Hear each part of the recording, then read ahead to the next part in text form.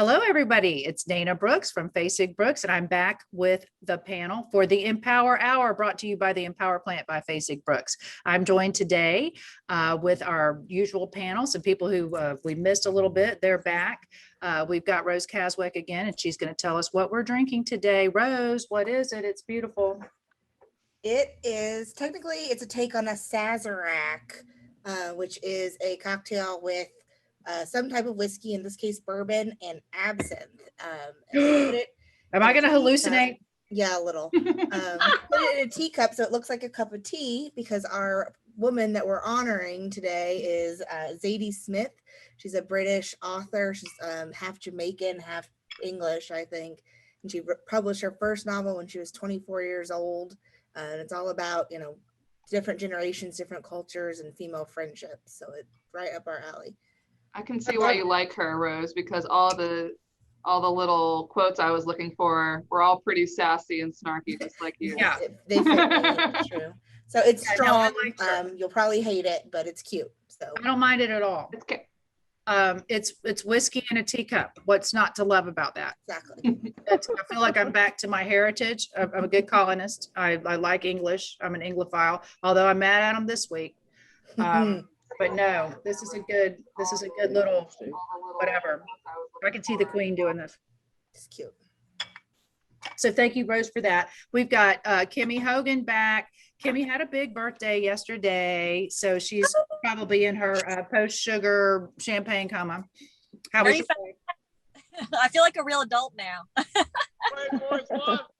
Hashtag grown-up stuff. I know. I was like, I'm a law partner. I own a practice. I've got 2 kids, but it wasn't until I turned 35 that I was like, now I'm officially an adult. So that's grown-up stuff. Right now you're grown up. Yeah, 35 is a biggie. Okay, we got Carrie Rowan here. Now, just like Kimmy, Carrie's on the run. Carrie's she's at a sports complex right now cheering her son on. He is an exceptional tennis player, and he is rising within the ranks. And Carrie, welcome. Thank you. Thanks for having me. Sorry, I'm sitting outside. That's okay. But That's what I'm trying to mom and I'm trying to mom and work at the same time, which is always successful, believe it or not. We're momming it. We're doing it every day. Our producer Whitney Morris is here. I'm not sure if she's going to participate or if she's going to be in the background, but she's here, and she's going to make sure we address the comments that are coming up. But let's talk about who our guest is, y'all. We have the Jane Marks with us today. If you've lived in this town a minute, you know her. You know her background, you know what she does. She's got her hands in everything. She's a fitness guru. She is a mental health professional. She has helped so many people deal with, everything from blending families to breakups to grief to you name it. She's there to keep our head straight and keep us well. And I always think of her as the first lady of Tallahassee. She's always my first lady. So welcome, Jane Marks. Oh, what a pleasure it is to be here. And I love the synergy between the girls here. I don't have as much time as everybody else, but I'm loving what's happening here in terms of you guys supporting one another. In a work situation, that's kind of a rare thing. That doesn't happen everywhere. So you guys are blessed. Yeah, you're right. We are very lucky. And we want what we're doing to become infectious. We want to create just I want a pandemic of women empowerment. That's the next pandemic I want, as I want a pandemic of women building up women, supporting other women, loving other women. That's why this thing is different every week. We have life. We have a doctor's appointment. We got mediations. We got depositions. We got a lot of stuff going on. But this is important enough that we make time for it, and we bring on people like you who have so much to offer and so much to share. So welcome and thank you for joining us, because I know your time is busy. Why don't you tell us a little bit about your story and tell us why you are so hard to busy? Yeah. Well, I'm busy for a lot of reasons. Well, for one thing, I've been in the business of family therapy. 2021 marks 52 years. I started in 1969. So I've been at this for a long, long time. And when you've been in the business this long and you have a little bit of institutional knowledge, some would say a lot. And, like so many people who love the work that they do, you grow exponentially to me, every 3 or 4 years, you know, you're going to be pivoting to some new area. And so in my lifetime, I've been very lucky, just like you guys. You know, when I was in my 30s, I found dance. You know, I was not a dancer. And then of course, everybody knows that's been a huge part of my life. And then in my practice, the practice of family therapy, that, you know, there've been years when there were certain areas that I concentrated on. My practice itself is you know, the majority of the years has been adolescence. And here's how I define adolescence: between the ages of 11 and 34. Why 34? Yeah. Because what's interesting to me is that is finally a time when most young adults have separated fully financially from their families of origin. And that's just the bulk of the practice. You know, in addition to that, of course, you're right, Dana, I have done it all. I've done parental evaluations. I was, you know, I used to be an expert witness for PTSD. There was a time when, this is a little known fact, we had a boot camp here in Tallahassee. Nobody knew who the psychological director was. I just did the work, and we were very innovative in what we did. And we taught these platoons that came through different kinds of skills and had one of the best recidivism rates in the country. So, you know, lots of things that I've done that I've loved. And now again, I'm in a new chapter, you know, and the new chapter is that I started to do some television work, and it has, you know, again, I'm growing again. You don't think that once you hit your 70s, you're not growing. Make no mistake about it. We are still growing. I know you are. You know, I want to talk about that. You said you've been in the family practice arena for over 52 years or 52 years, right? I want to give you a fangirl moment. Whenever Marcia Dahl, who I believe you know, very well. Y'all are good friends. And I was so lucky to have y'all come into my life, you know, several years ago, like you did. And I count you as friends, but I shared my fangirl moment with her the first time I saw her. And she really got my attention. Same thing with you. I had just moved here in 1991 and I was a paralegal, and there was, I don't know if it was a paralegal program or something, it had something to do with professional, and I had the opportunity to see you speak, and you were kind enough to tell us how old you were, and no one believed you. No one believed you. And I remember you telling me about vitamin C, and girl, I've taken vitamin C every day for 30 years. I'm like, it works for her. I'm gonna try it. It doesn't look like it doesn't look like it hurts anybody. I'm gonna try it. But anyway, that was such a fangirl moment for me, because I'm in there and I'm seeing you. And this is when I had an AS. I had an Associate of Science degree. I didn't have my AA yet, so I could even get a bachelor's degree. I hadn't even begun that journey. I haven't even considered it. I was very, very, you know, content being a paralegal. And I saw you, and you were just so impressive. And I thought to myself, I bet I could have a different life than the one that I think I'm stuck in or limited to, maybe. It just was so encouraging, and you were so generous of your time to share your personal struggles, to share your triumphs. You just were so generous with your time, and you were just one of those people I met right when I moved to this town that said, I like her. I really like her. She's a good person, and she builds up other women. So thank you for that, first of all. That is such a lovely story. It is. I love that story. I love that I have stories like that with you and Marcia, because, you know, that was back when I was, you know, nobody knew my name, you know, but I saw y'all and I thought, wow, I like that. I like women who are leaders. I like women who encourage other women and build up other women. I loved it. And here's the other interesting thing about you. You have surrounded yourself with those kinds of people. And I think, you know, women, right, and women in general, that's what we need to do. We need to surround ourselves with people who are positive, who lift us up. And, you know, we're so socialized to be kind. And, you know, we never want to get rid of those folks that are not so good for us, because we're socialized to be kind. But you know what? After going through this last year, I think most of us have done so much learning this last year. When you thought you couldn't learn anymore, well, this year gave you a whole new reason for learning all new playbooks. Well, in my view, you learn from pain a lot of the time. Sometimes something has to hurt for you to learn your lesson and to learn from it and make something better of it. When things are going well, You know, it's like when you win the trials, you think you're brilliant, you think everything you do is right. You lose a trial, you really think, gosh, I need to learn, I need to get better at this. So when things are going well in life, we don't learn sometimes. We just go around thinking that we know everything and everything's great. And then when a challenge comes, that's when you really go, oh, I don't know everything. I could grow here. It's going to hurt, but let's make sure I at least learn a lesson from it. I want to welcome you, Kimmy Hogan, while I've got you, and talk to you about what you want to hear from a professional mental health counselor, a woman leader in our community and beyond our community, someone who in her 70s is taking on new things like launching a television network, not a show, a network. And we will talk about that with her in a moment. But Kimmy, what are your thoughts and what do you want to share and get from our guest, Jane Marks, today? I love it. Well, Jane, I love that you said your practice is adolescence and adolescence ends at 34, because I was just being an adult at 35. So perfectly on time. And that I want to hear all about your television network and what you're doing there.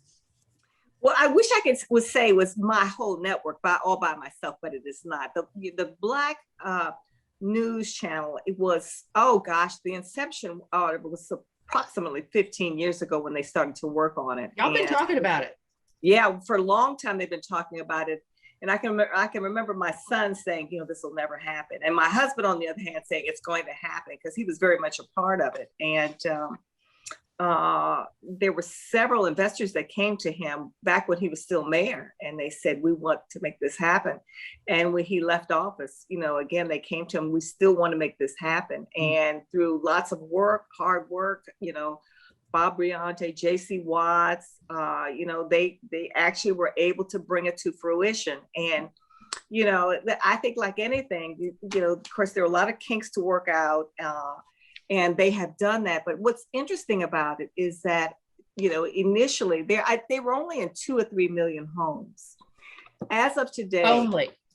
Right. Yeah. And that sounds like but make no mistake about it. Certainly in the last For year. For a national network, you need more, but that's a lot. That's a huge reach. Yeah. Well, here's what the reach is now. The reach is 61 million homes and almost close to 1 billion devices. Nice. Wow. So we're talking about, you know, it's something that has mushroomed from an idea and a concept to one that is nationwide. And more recently, they've hired a new CEO who's so dynamic, Prince Hare, and he has taken it to a new level. In this new relaunch, they are bringing in people from all over the country. These are names that you've heard of, you know, Yeah. like Mark Hill and Sharon Reed, and they just everything over the next couple of weeks has already begun to change. They've got 4 hours of brand new programming, and then again the night schedules are all going to change. So what you saw at the beginning, and certainly I was a part of the launch initially, has changed completely. And I love the changes as they come. You know, some people will be frightened, not me. I love the fact that they're growing in a way that is so appealing to everyone now. And it's exciting to be a part of it. My husband is vice president of governmental affairs. So he's been, like I said, he's been at it from the very beginning. Yeah. And now it is so, it's just gotten huge. And, you know, they just had an article about it in the New York Times about the relaunch and what it means, you know, not just for this area, but for, you know, for the whole country. And certainly, you know, the reach is huge at this point. So it's exciting. Let me ask you, I'm sorry, Kimmy, were you done? Go. I was just going to say, if we wanted to tune into it, I'm one of those people that doesn't have cable. I do it all via apps. How would I get connected to the? That's because you're still an adolescent. You were until yesterday. Kimmy's so cool. Now you're She's writing so cool. cable checks. Now you're writing checks to cable. Old-fashioned checks, put them in a mail and put some postage on them. That's what I'm doing. Or you miss your cable payment, you got to go down to the cable There you station go, to pay pay the box. it because your cable gets That's okay. If you have a Roku stick, you could get in. There you go. Yeah, tell us how to get it and what your programming is. Well, let's see, on Infinity right here, in you know, certainly in the Big Bend area, it's number 1116. All you have to do is just say the Black News Channel. You can, you know, if you can either say it or you can put it in the numbers, but it's real easy to get on. It's on DirecTV 342. It's on Roku, Fubo. There's so many, Amazon. It's just so many ways to get to it now, that you can go on your phone and get it. Yeah, and I didn't even think I was going to be dealing with this question. I thought I was going to be dealing mostly with stress. So I'll get you with everything. I know, but I would have had the list of ways, and I can certainly get that back to you. Get it to us, and we'll post it. We'll post it on the Power Plant so everybody can see it. What kind of programming are y'all giving though? Tell us, like, if I tune in there, what am I going to see? It's very similar to CNN. When they initially started, they had a few lifestyle shows, which they have since removed. It is just straight news. Like right now, the George Floyd trial is being huge. Yes, and the intimate details and the hour to hour picking jurors, that kind of thing. So there's a lot of focus on that at this point. But the morning show is roughly 4 hours, and they're doing it on both sides. One part of it is from Atlanta, the other part is from Los Angeles. And so they've got, people on the East Coast and on the West Coast, so that you're giving full coverage of the national news. And then after that, again, they have an 11 to 1 slot, again, current news, and then from 1 to 3, they're breaking it out throughout the course of the day. But it's interesting during the week, it is straight, basically hardcore news. Now, on the weekend, what's interesting, I have to say, I have my little show. I have a show called From the Heart, which I adore, and it talks about issues that impact on teenagers. And the nice thing about this show is that we have used local resources, and the feedback that we've gotten about the local resources now has just been awesome. Coach Hamilton, of course, when he sat down and he told his story, and he told about intimate things that he does with his players, and the things that parents want to hear. It is the stories that are so compelling. We had Judge Ashinafi and Gary Roberts, and they talked about how young Black males can navigate the legal system. Yeah. We've talked about areas like financial literacy. There are things, and it's more of a teaching show as opposed to just interviewing. So I love that. And there's a show called Taste of the Town that features restaurants. There are different kinds of shows.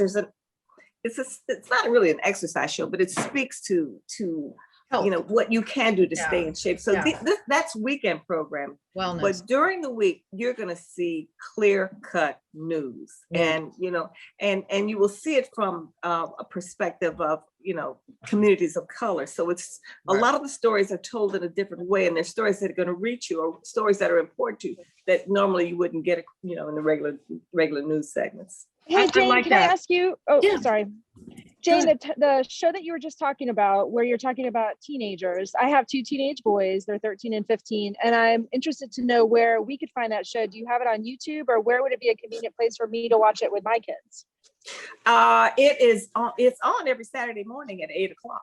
And so on the network, but do you also offer it outside the network or on demand? I don't think so yet. I think that's coming, they're not streaming yet. Okay, so I need to watch it on your news network on Saturday mornings, or I can, if it's not streaming, how can I record it? Do you know? I know you can record it. You can, if you have Comcast. Yeah. All you have to do is you can DVR it on. Perfect. Okay. But most people are not going to. Kind of like Come Back Stronger. You just put it in there, and they'll put it on there. Yeah. Right. And I always tell my husband, how many people are going to get up and watch me at 8:00? But you know what? Surprisingly, a lot of people do it. We get feedback. What's amazing is the feedback I get from the West Coast. That is what's shocking to me. They will say to me, where did this professor come from? I can't believe you got Coach Hamilton. These are things that are sort of normal for us, but on the West Coast, huge. Very impressive. That's great. Yeah. No, I love this, and I want to hear from Rose real quick. You're in there too, Rose. What are your thoughts on what Jane's sharing with us? Maybe some anxiety issues, maybe some COVID, helping people through it, and especially in light of her interest in, shining some light from a perspective of people of color. Rose, I think you might identify with me a little bit on this, but like we're in some professional associations all guys at the top. Mhm. Okay, most of them white. Honestly, all of them. Okay, so some of them Hispanic, but you know what I'm saying? They don't look like me. And so what they do is they'll offer us a women's caucus or a girl group is what I call it. I'm like, no, honey, I don't want to be walled off. I want to see it at the table, and I want to see people who look like me and feel like me and care about me and my issues. So this is what I'm loving about your network, because I don't want to have a black segment on CNN. I don't want to have the black segment on ABC Morning News. You know, I deserve a full voice. And that's what I feel like the Black News, channel is doing. It's saying, no, no, no, I want to talk about it 100% from this perspective. That's really just getting droplets of attention only whenever we're mad or we show ourselves or something bad happens to us. So I love that. But Rose, I know that you can kind of relate to that sometimes. What are your thoughts and questions you have for our guest today? Yeah, I was thinking that's very cool to have the Black News channel, and it kind of, to circle back to your, I guess, professional area is with the mental health, that, talking about this last year has been one of the most stressful for everybody. With COVID, we're worried about ourselves, we're worried about our parents, we're worried about all this. And then, the Black community, of course, has had even more stressors on top of that, with the protests last summer, the trial, the police violence, all that. So I know you, before we started and went live today, you had quoted some statistics about anxiety increasing across the board, and wondered if you could touch on that, what you see is primarily driving that, and if there are, strategies for how to approach it long term, even as we come out of, hopefully, this dark period. That's a great whole question. New anxiety about coming out of it. It doesn't stop. And especially having teenagers, because their life has been turned upside down in many ways, and they have a lot of anxiety. And as a parent, I have anxiety with work and raising kids, and then my kids have anxiety with just being kids. It's like all around us. So I'm definitely interested to hear what Jane has to say about that. Yeah, and then layer some minority status on it in terms of access to healthcare, trust in healthcare. Yeah, I mean, geez, that's a big aspect. Trust is a big issue. Yes. Trust is an extremely big issue, because when you talk about access to healthcare, what the pandemic has done is uncover a lot of what is not there and what is not available and what people are fearful of. And of course, with the change in people's status, for example, look at how many people who have lost their jobs. Look at how many moms have had to quit their jobs and come home and not only, be responsible for childcare, but they have to be tech gurus for their kids. And that is not an area that is comfortable for them. And again, it's a learning curve for them. And so when you think about the impact of the pandemic, it's the impact is on everyone. It is not just certain groups, but certainly, communities of color are more hard hit during this time. Yeah. And sometimes it's just basics, like having access to the internet, like not everyone has access. And so, the one interesting thing about this particular administration is that they are focusing on those kinds of things. This is my hope, is that they focus and pour a lot of money into mental health. We have not had an administration in years that has really focused hard on mental health. And so that is my hope moving forward, because I remember back when I started back in the late 60s, there was a window of about 3 or 4 years where they did put a lot of money and focus on mental health.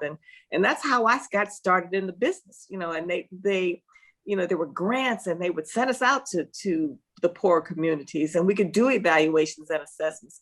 I can't remember a time in the last 25 years, but I've heard about stories like that. I just haven't. And so the last years, the story's been all about corrections. It's all incarceration. Once we privatized prisons and made that a profitable industry, it all became about incarceration. It was all about that. It was never about redirecting. And every time someone has an experience with a law enforcement officer, that shouldn't result in an arrest and a criminal record that hamstrings you the rest of your life, which creates so many social problems that we are paying for, because that person now can't be a contributing member of society and take care of themselves and their obligations. It's bad financial policy. But if you look at, kind of the way we've done it, it's corporate welfare. We took taxpayer dollars and put them into private shareholder corporate profits. And we've got to stop doing that. And when people talk about defunding the police, I just hope everybody understands, we're not talking about expect them to work for free or lay off all of them so we don't have police. That's not what we're talking about.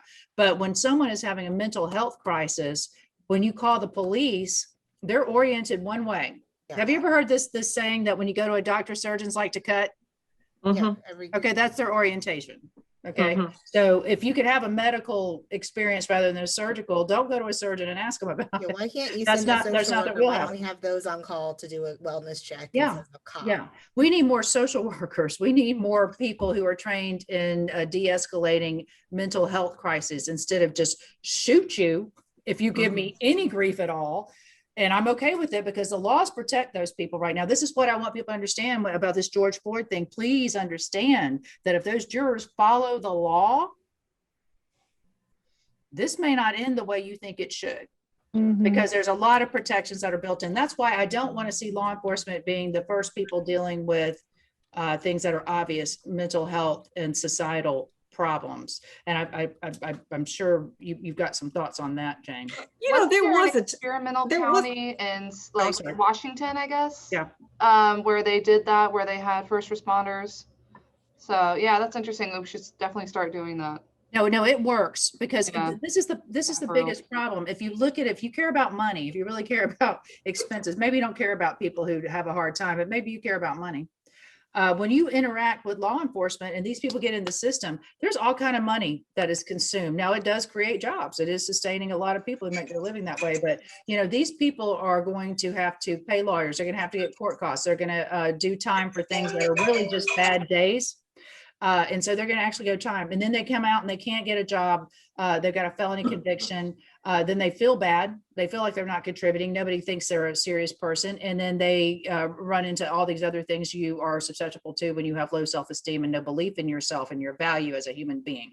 So it's just bad policy versus we could take this person who's just having a damn bad day, just having a crisis, needs some services, needs some help. Providing those services and that help is so much less expensive than what it costs once they get into the correctional system and the judicial system. And then there's a societal problem that we're all paying for the rest of our days. So I wish we could get off our high horses of saying, you're in this situation because you're just not, picking yourself up from your bootstraps.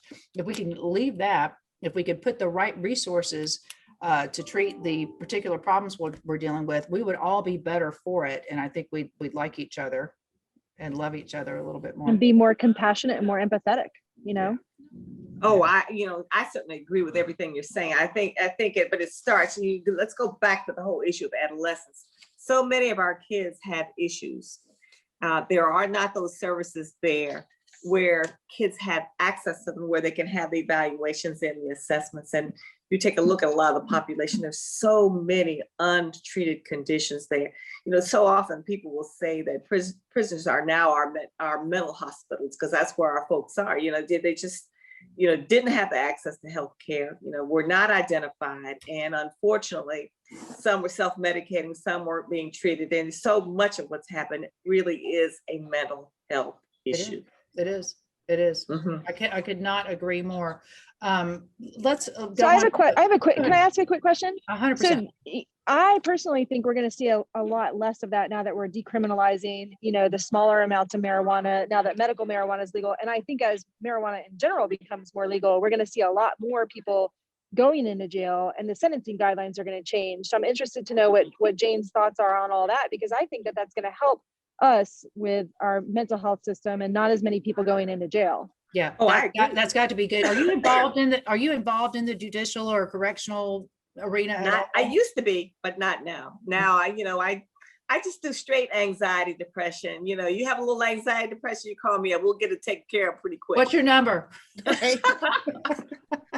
What is your number, Kurt? Well, now, on that note, I was going to say, what are your key recommendations for people who are having all this anxiety? What do you recommend people do? Is it getting outside and going for a walk? Is it just taking a deep breath? Is it being around your friends? Like, what would you recommend to people? Yeah. And is it different now, or is it always, this is just anxiety caused by COVID or COVID conditions? Is it always the same treatment? You said you've seen an uptick in it. How does that affect what you prescribe and what you recommend? That doesn't affect. In other words, if you come and see me and you have a great deal of anxiety, you're feeling overwhelmed, you're feeling overstressed, the first thing that I want to know, whether I'm a therapist or your friend, is what is your story? I like how you started those same questions with me. What is your story? And what is going on with you? Are you just feeling overwhelmed? Are you overstressed? Are you feeling depressed? Is this pandemic fatigue? Is this, again, or is this pandemic depression? And so, what I do with all my patients, and there are 4 or 5 things I have every single patient do before we get to do any work whatsoever. And these are the things that I recommend. First, it is important that you are exercising 45 minutes every single day. Say why though. Because what that is going to do is going to push your serotonin up as high as we can get it. And what that does is that, it lends itself towards nurturing just an overall sense of well-being.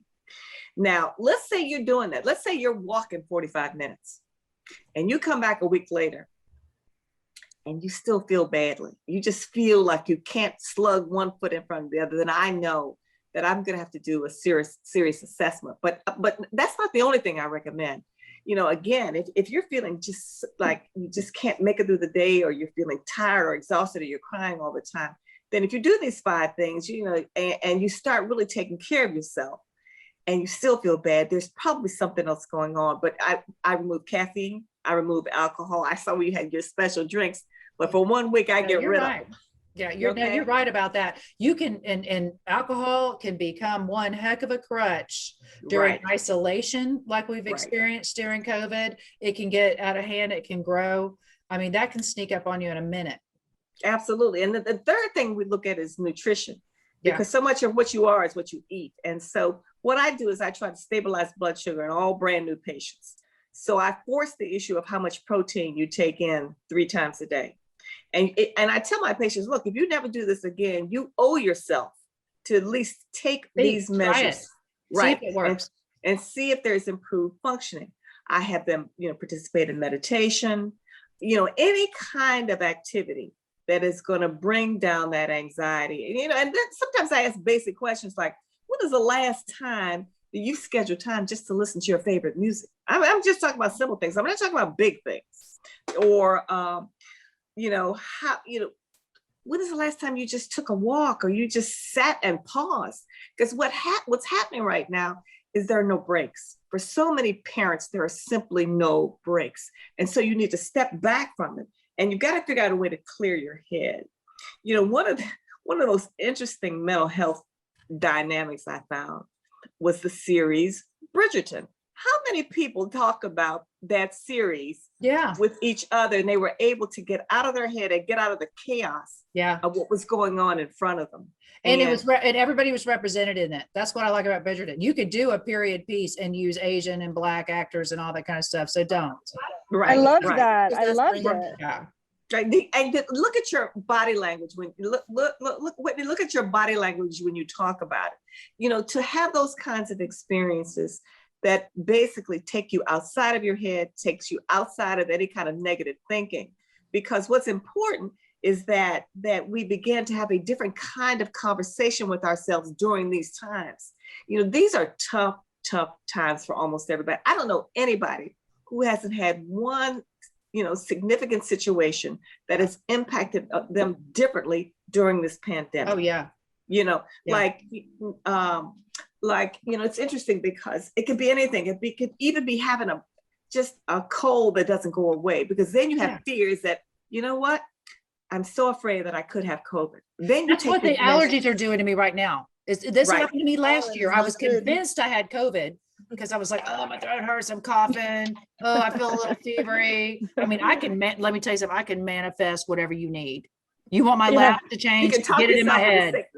Get it in my head. My labs will change. Meanwhile, I told everybody I had allergies, and I actually had COVID. Gave it to my parents, my kids, and my husband. So. Oh, you don't know that you gave it. You don't know where you go.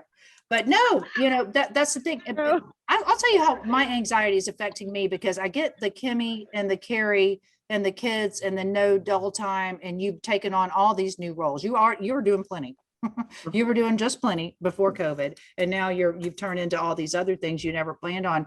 But then there's people like Rose, Whitney, and me who have pretty much live alone and have a lot of time. And so my anxiety sometimes is, am I productive enough? I've gotten this clearing of my schedule, my am I productive enough? Am I contributing enough? Am I doing enough? I don't know why I'm anxious. I feel anxious, and I don't know why, because I don't. Well, you could be, that for some people, and some of us has to come to peace with it. I tell my patients all the time, I have anxiety disorder. I'm wired that way. It's not a lot you can do about it if you're wired that way. It's how you manage it. And so as long as you manage it well, it's okay. But some of us are simply wired for more anxiety than others. I think and so. You know what's interesting? Successful people tend to be a little bit more anxious. So, if you look at it that way, okay, I got a little bit more anxiety. I get anxious sometimes at the most unreasonable times, but that's perfectly okay, because you know what? Even bad times are going to end at some point. And so you've got to learn how to talk to yourself differently. And the other thing about having navigated this year, because there are some pluses about this year, and one is that you have established a playbook for getting through one of the toughest years you ever have. And we need to be mindful of that. In other words, we have created a stress track record like none other. You get through this year, right? And so, we're all, I don't know anybody who hasn't faced some hardship, because and so what does that mean? What that means is that we're not in this alone. If you talk to anyone, anyone, it doesn't matter what their station in life is, they will tell you how difficult this year has been on some level. Yeah. And so then you realize, okay, I'm not by myself, and that I've learned a lot this year. This year has been a learning experience on so many levels, and you've had a chance to give like you've never given before. Yes, think about it. Yeah. Think about how many times you have given personally to some situation that you wouldn't have even considered before, because we were so self-centered. Yeah. Well, we're not like that anymore. Right. But not only that, what I've seen? I've seen a culture of kindness come out of these experiences. We can't sit back and witness people go through just one hardship after another without doing something. And those of us that are, and I know that you guys have been doing this, those of us that take action during these times have felt different. And those are some of the positive feelings that have emerged as a result of this. Sure, we felt bad. Sure, we felt horrible. I mean, we couldn't stand to witness those stories where, you watch these nurses and healthcare workers hold people's hands as they were dying. Yeah. That people die alone. Right. And your heart goes out to them. But then you feel like, well, you know what? I've got to do something for these healthcare workers. And you do it. Whether it's write a note or lift them up or pay it forward. I've just seen it happen over and over and over again. And the last thing that I've seen people more willing to do, which historically I haven't seen them do, is to learn to ask for help. Yeah. Now when you're self-sufficient, David, I think that professionals a lot of times have to be very careful about that. But I think most people, and certainly most women, we're wired to say, I can get through this. I can do this on my own. I can push through this. But I have seen women more willing to reach out to other women to say, look, I need some help. I can't do this by myself anymore. And it's okay to cry in front of someone. So it's been quite the year. It's been a year for learning. It's been a year for those of us that have survived this year to feel grateful about so many things in our lives. I mean, look at this group of women that you're with now. I mean, what a fabulous support system. Yeah. And what a fabulous support system for this empowerment plan. And so I don't know that we would have started it if it wasn't for COVID, to be honest with you. It's wonderful. It's so supportive just to me. And I mean, like Jane, you've said so many things in the past 5 minutes, but thank you for making me feel normal, because I feel anxious. I feel so much better knowing that I'm normal, that it's not weird and it's not odd and I'm not sick, No, if you're sick, we're all sick. But this is something, Jane, you're in Club 25. You're one of the Tallahassee women you need to know, that sort of thing. And I was honored to be chosen in that group of class of 2021.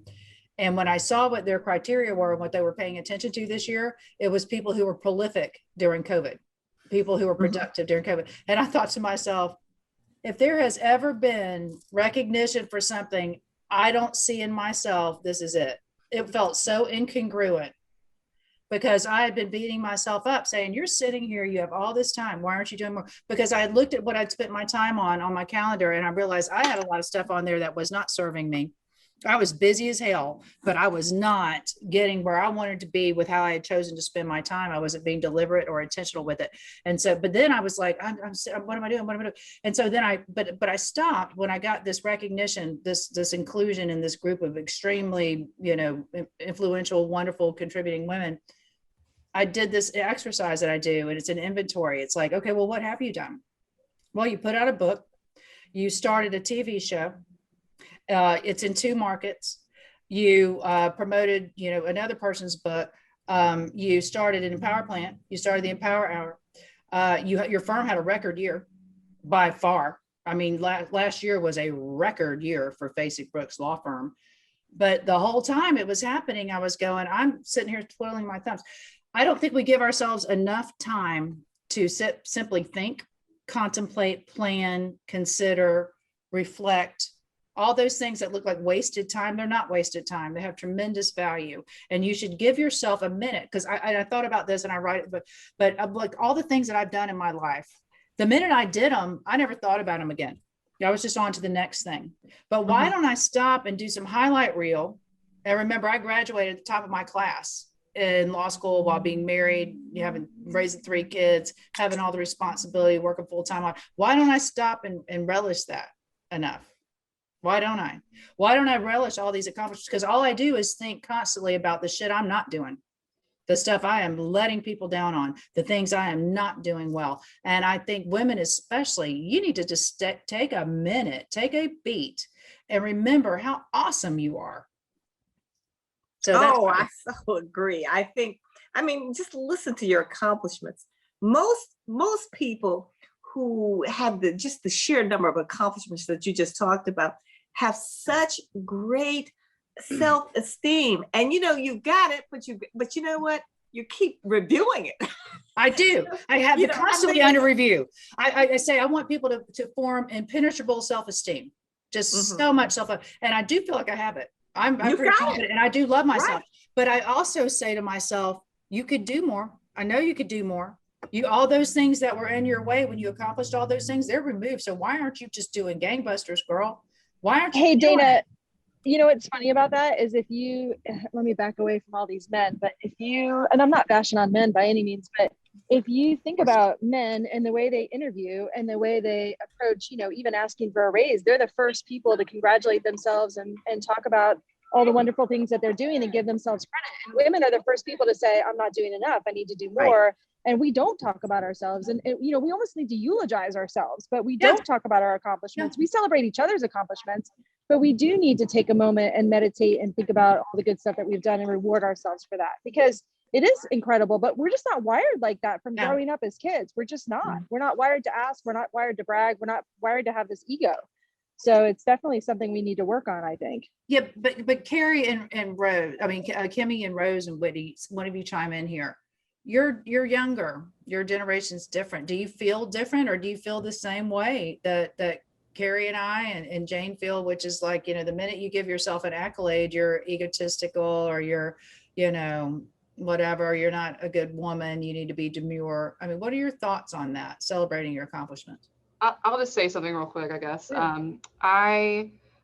I feel like I don't recognize them enough. I think I'm in that same group. It's like, like when I graduated with my degree, I was like, I should have done it sooner. Like that's exactly how I felt. I was not excited that I got my bachelor's degree, like at all. So it sucks. But I think it is kind of something that we but look, you got more than more than 54% of Americans have? I mean, I don't know how many people have degrees, but I mean, look at that. For some reason, it's like, I can do better. Always I can do better. Yeah, there's a difference between challenging yourself to do better and then guilting yourself for having not. That's where women live. Yes, I do, for sure. Yeah. So I'd say I'm really good at being my own best friend. Good. So I give myself props, but I don't hang on to it. I don't think about it. Like if you'd ask me to list out 10 great things that I've done recently, I'd really have to sit and think. They're like not top of mind for me. But I definitely, when I get a compliment, I really take it in and enjoy it. So, Good. Man, thank you so much. And then I like to enjoy it for a minute. Yeah. But I mean, that's something I've had to cultivate over the years. But yeah. Yeah, but think about awesome. what anybody in your life would say if they said, name 10 things about Kimmy. Every one of us, we wouldn't be able to stop at 10.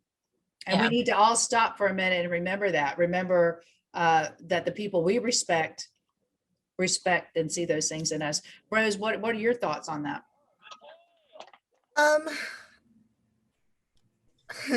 I think that it is hard to promote yourself and talk about those good things that you've done.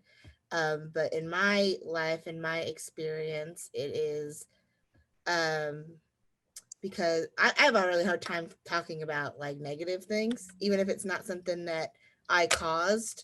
It's like, oh, something bad happened to me. I'm afraid that someone's going to say, well, what did you do to cause that, basically? Even if they don't say it in those words, it's like, oh, well, I'm looking for a source and you're the one who the bad thing happened to. Yeah. So Why'd you let yourself get cancer? Do with you. How'd you let yourself get cancer? Ooh. Yeah. So if you don't want to talk about the negative things and it's hard to talk about the positive things unless you look like you're only talking about the positive things and tooting your own horn. Yeah. But also, I don't think I've gotten a very good support from externally from people. So I don't want to speak up only to be shot down. So. Gotcha. That's fair. That's fair. I mean, once bitten, twice shy. Why do I want to get my nose, bloodied every time I do something? Yeah. That's fair. I get that. You know what I think about too, Jane, you mentioned it about the women in the workforce. Oh, this is my soapbox, but why are women, this is 2021 and women are in the workforce at the same levels they were 30 years ago because of COVID.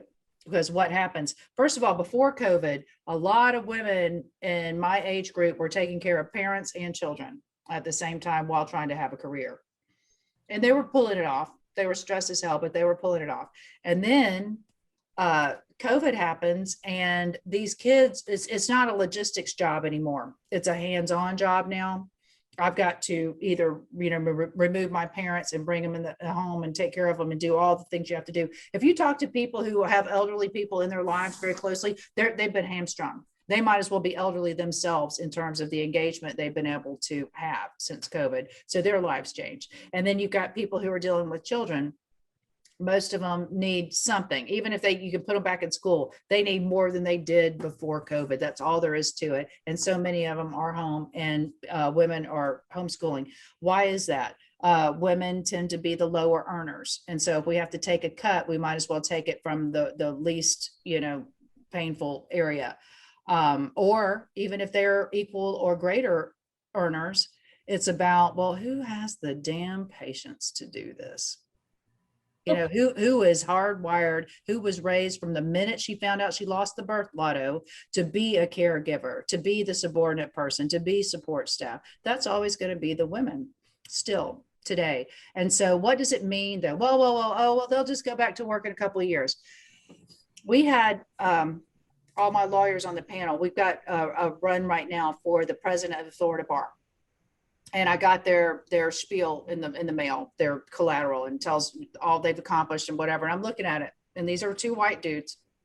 And I'm looking at every appointment they've had, every committee they served on, every bar committee, every presidency, every board of a nonprofit, everything they do. And I thought to myself, I bet they did that because they had a wife who was taking care of everything else. It's and easy. So they could focus 100% on their career, and I thought to myself, my parents and yeah, that's the real difference. People think, oh, the laws are the same, women and men get treated. No, it's not that.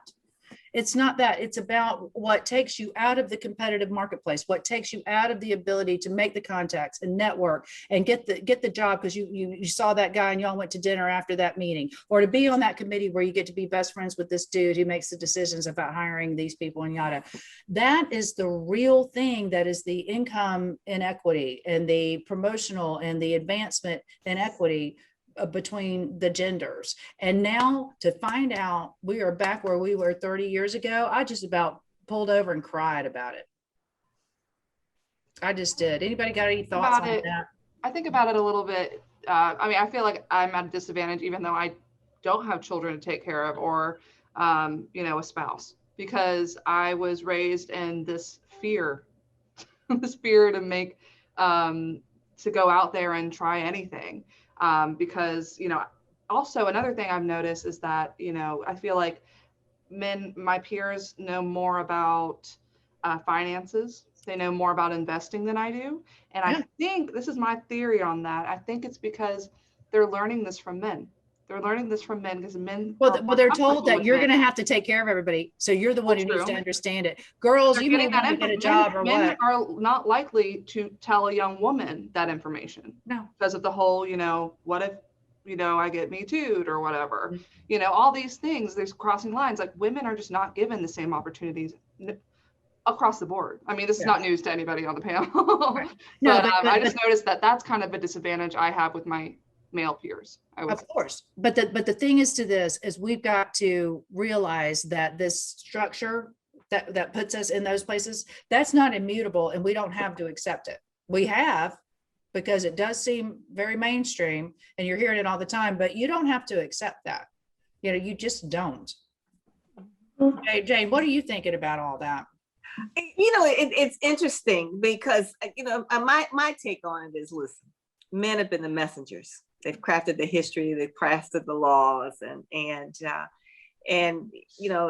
we're talking about years and years and years of there being unevenness as far as power is concerned.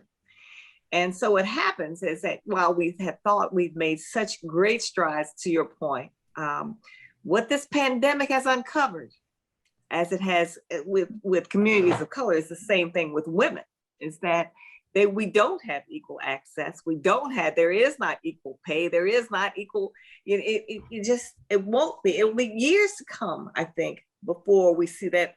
I think I look back, in terms of the civil rights movement back in the 60s, I thought, well, surely with all the things that my generation had done at that point, it was going to make such a difference. We felt like we had resolved the problem. Turns out we're not. It goes back to power and who the messengers are. And those folks, just like Rose saying, that who have crafted the model. And so to your point, until everyone has a seat at the table, that change is simply not going to, it's not going to occur. So, what is our job? And I'm listening to you, Dane. One of the things that struck me as you talk, you got this wonderfully big personality. And you're very goal-oriented, just very goal-oriented. And I listen to these goals, and boy, you line these goals up and you go after them. Let me tell you what's going to happen, and it's going to make such a big difference in your world. When you switch from goal orientation to role orientation, it's going to make a huge difference. You've done so much with these goals, and you succeed at every level. But the person who you're neglecting is who? You got it. And so one of the things that I want to leave all of you guys with is you got to make sure that you practice self-care like you've never done it before. Remember, and not feel guilty about it. Right. You've gotten through this year, toughest year ever. But if you don't take care of yourself, don't pivot to new goals. No. Think about the role. No, that's just keeping yourself on that treadmill. You're not nourishing yourself when you're just goal after goal. You're keeping yourself going, but it's not a nourishing thing. Right. And I had somebody in my life who used to, when I would get a massage or just honestly get these damn fingernails done. That's not enjoyable. I don't know how you feel. I don't enjoy it, but I got to do it because I can't go on my own. I look terrible. But he would say things like, no, I need to get me one of them jobs. Must be nice. And it got in my head. And I thought, oh, this is a guilty thing. I shouldn't do it. I should be productive instead of Oh doing this. no. But this man who said this to me, he had everything taken care of. He had a wife, he had an ex-wife who took care of his kids. He was Disney World. I mean, he did, you know, all he had to do was worry about work. Now, he made that the biggest thing in his universe, but I'm like, boo, honey, I got work, I got this, I mean, I wish all I had to do was work. That would be a vacation for me. And the fact that I want to squeeze a massage in there, yeah, but it got in my head about it. And so even now today, when this person is not in my life, that inner voice is not there. But I still, I mean, I'm like, I want to put on my calendar. I don't want people to say, well, that's crazy. Me getting a massage or me getting a facial, or me getting self-care, or me just taking, you know, a couple of days at the beach, whatever it is, that is what enables me to do all these things I'm doing. Absolutely. I'm doing. You have to, and don't get me wrong, because I hear you do fill your tank. And I think with really successful people, they really struggle with filling the tank. They, you know, they don't struggle with the goals, not at all. Yeah. Just, in fact, you know, bring it on the challenges. Yeah. I got this. And, you know, I will figure this out. I am solution oriented. But when it comes to self-care, you know, and then when it comes to making sure that your life is balanced, that's a tougher nut. You know, you know, yes, we will exercise, but then will we take time to nurture relationships? Is there intimacy in our lives? And I'm just talking about intimacy where we have connection, friends and people that support us in a way that we, you know, when we get to a point where we have overworked ourselves and we have really gone after those goals, there are people there to support us and to help us walk through that, where we can download this stuff. And so you got to make sure you've got that kind of balance in your life, you know, and so I think that it's constantly checking on ourselves. You know, we check on other people. In other words, would you treat a friend like you treat yourself? That's right. I have this meme I like. It says, if you wouldn't say it to your daughter, don't say it to yourself. Absolutely. You know, absolutely. I want to end on this. I want to talk about, because this program, I want to be accessible to everybody. And we are all, everyone on this panel is privileged. And so I want to talk about what if you can't afford a therapist, what about online therapy? What about groups? What about community? How can we help people who don't have the resources that we are all blessed to have get through COVID, reentry from COVID, and just life generally? You know, there are so many resources out there, some of which are free. You know, of course, the big one now everyone talks about is Talkspace, and that, you know, where they have online therapists available. And in almost every state, you know, it's just a matter of calling your local community mental health group to see what's available. And sometimes it's sliding scale, sometimes it's absolutely free. Right. Through the churches, there's so many churches that have mental health components where they have counselors who give their time, you know, and will do, you know, services or do assessments or do evaluations. And these are things that you don't think about, but they're there. Or universities. If you have a university in your town, you should look at services that are available, either free or sliding scale. Absolutely. And so the services are out there. You know, it's just a matter of making sure that a person is even aware. Like a lot of times, you know, you can have friends or people or colleagues or people that, you know, they don't even realize that they're in a depressive state or they're in an anxious state. You know, somebody else has to point that out to them. Mm-hmm. But I think when it comes to access, you know, it's just like when we're getting the vaccine, there were so many people that were resistant to getting the vaccine, but there was an all-out push to, you know, listen, lots of people role model it, lots of people saying like, this is available, you know, you're this age, or we will take it to you. I'm sorry about that. Hold on for a second. No, you're fine. Hey, sorry, this is life. This show is about life. Sorry about that. But what I think your points are well taken. There are options out there for people who are experiencing emotional anguish or pain, and you know, and again, they're also, you know, again too, but they're organic things, things that you can adopt to make sure that you and take care of not only of yourself but your family. So the healthier your lifestyle, you know, certainly the healthier your physical health as well as your mental health is going to be. Yeah, agree. I want to go around to our panel before we close tonight. And I want to thank you again, Jane, so much for being so gracious to spend an hour of your week with us, with everything you've got going on. You encourage me every day to realize that the future is limitless. Age isn't relevant. Energy, make it happen. But oh, you've got the energy. all of you guys on this panel have the energy. And remember, that old term age is just a number. Age is a very different concept now. Yeah. We as women, and here is the one plus of women, not the one plus, but what I'm saying, we talked about how difficult it was for women, but you look at women nowadays and they continue to redefine themselves with each new decade. Yeah. So keep that in mind, because I'm so inspired by so many women that I meet to see what they've done, and so many pivots that have been just life-changing for women. So again, I keep talking about the pluses of the pandemic. I know there've been a lot of hardships, but there have been some. No, pluses. we know those. Mm-hmm. we get those every day. We need to focus on the good. We need to focus on the coming back stronger. Honest to God, it's trite, but I mean it. I really do mean it. Rose, what are your final thoughts for today? Well, I don't want to prolong this too much. It feels like it's gone by really fast, but we've been going for an hour. But I did have a question for Jane, for somebody like myself, where a lot of their anxiety is social anxiety. What do you have any recommendations or thoughts about coming out of COVID for somebody like I'm desperate, to see my friends and socialize normally, but I'm also not exactly excited to start getting invited to parties again. Do you have any thoughts about that? I mean, are you not excited about parties because of the social interaction, or because of the potential, of you? COVID. Yeah. No, COVID. I just hate people. Oh, people. Okay, so you got a little the virus.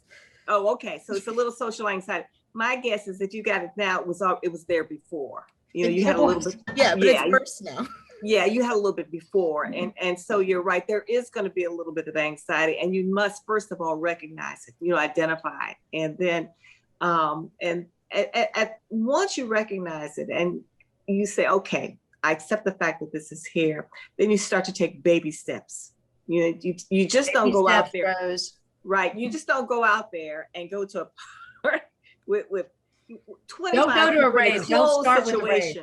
You take baby steps. You go where you're comfortable, and then you build up to that. Now, if you're talking about significant social anxiety, the kind that's paralyzing, then that's the kind of where you want to maybe talk to a professional about it. But if you're just talking about social anxiety that's maybe a little bit left over from high school, or when you had a few experiences where you felt uncomfortable, you felt out of place, then you take baby steps. And then with each success, you go back, you journal it, you start to clock those steps that, all right, I did this, then I was able to do this, and I was able to go out to this place, I was able to go eat outside. Then from there, I took it to this. So what you have done is you build a series of successes, and the more successes you have, the more risk you're likely to take. That's brilliant.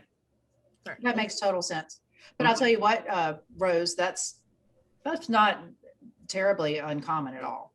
And as much as I put myself out there, my face is out there, I've done that before. I paid $5,000 to go to an event one night, showed up, got a picture made, and got in the car and went back home. Like the way they do with phobias, is exposure therapy. And I have had a year of no exposure. So. Right. Graded exposure, little bit. Next thing you know, it doesn't bother you. But please know that that's something that I think anybody who had any tendency to it at all, it was aggravated and exacerbated. So we've all got to help each other kind of re-enter and come back, so you're not alone in that at all. That's not out there at all. And set yourself some goals. Set yourself some goals. Look at where you are right now and look at where you will be 9 months from now. But document it every step of the way. That's going to make you feel good, because you'll see what your progression is like. When you see progress, that's important. 100%. Absolutely. Yeah. It's like looking at your report going, yeah, I am smart. I like this. Kimmy, what are your thoughts as we close today? Well, I wanted to echo what Jane said about family members, friends not recognizing when they're depressed, or not recognizing maybe when they need help. In our profession as personal injury attorneys, I have so many clients that suffer from PTSD after a traumatic, and they are telling me, I'm anxious, I'm sad, I'm scared. And most times nobody said to them, hey, you want to go talk to somebody about it? I'm that person. I'm always saying that. Yeah. What do you think about going to talk to somebody about it? And a lot of people are fearful of that. They feel like it's admitting that something's wrong with them. Mhm. And I just, I'm trying to break down that barrier. I went and I saw Jane a couple of years ago when I first began as an attorney, and I was so anxious about messing something up. Oh, yeah. And so I loved when she was going through the steps for new patients, because I was like, I did all those things. Yeah. I was tracking that protein.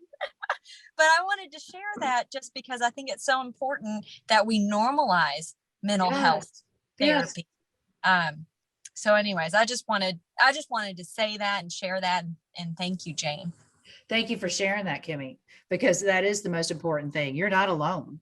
And there's no shame in asking for help. In fact, these people are professionals. They exist for a reason. There's no shame in asking for help. And my gosh, what you can do once you get it. I mean, sometimes it feels like somebody pulled back the curtains and you just see the world differently. Like the shade is gone, whatever. It could be so many different experiences. But yeah, the first thing you need to do is say, I don't know, and stop comparing yourself to everybody else. Don't say, oh, I'm having anxiety, nobody else is, it must be me. That's not relevant. You're you.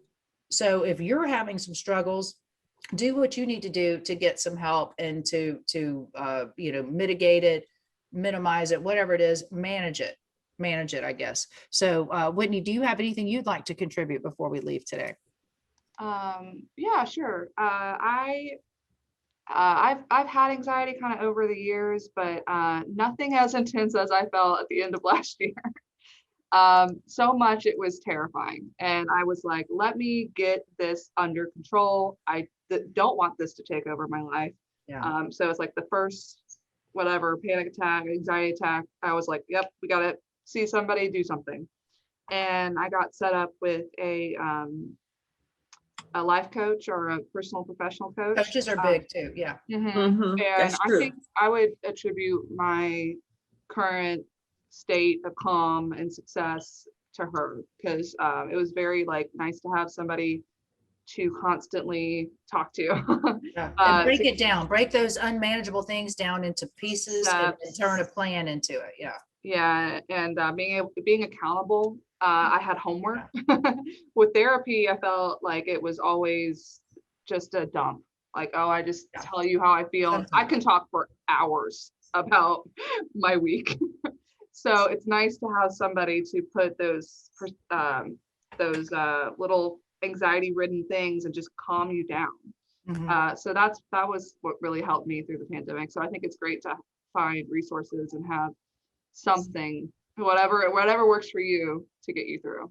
I agree. I want to thank everybody on the panel for a couple of things, being here, number one, and number two, we've all exposed some things about ourselves and we've made ourselves vulnerable today. And this is public. So I want to appreciate you for your strength in doing that and your kindness toward other people who will benefit from it. So I want to thank everybody on the panel. I want to thank you, especially Jane. Thank you for making time out of your day, because you are booked up trying to help people right now. You've never been more in need. So thank you for making time for the Empower Hour on the Empower Plant.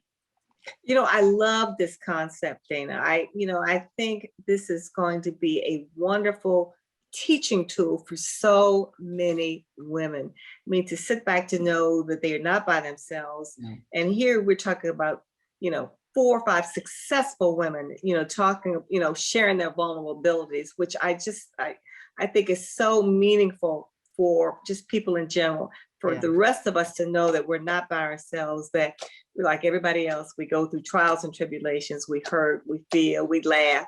All of these things came out today. So what a pleasure. This was a nice break for me today. Yay, thank you. You're going to send us into a nice spring break. Everybody take next week off. We're going to repeat a show next Thursday at 4:30. We're going to have the Lisa Davis self-care expert, and she's going to be on here. And that's a good thing to follow. Marcia Dahl last week with all her high energy and woman power. And we've got Jane this week. So we're going to plug that in next week, and we'll see you back week after next for another episode of the Empower Hour, brought to you by the Empower Plant by Facing Brooks. Good evening, everybody. Happy Thursday.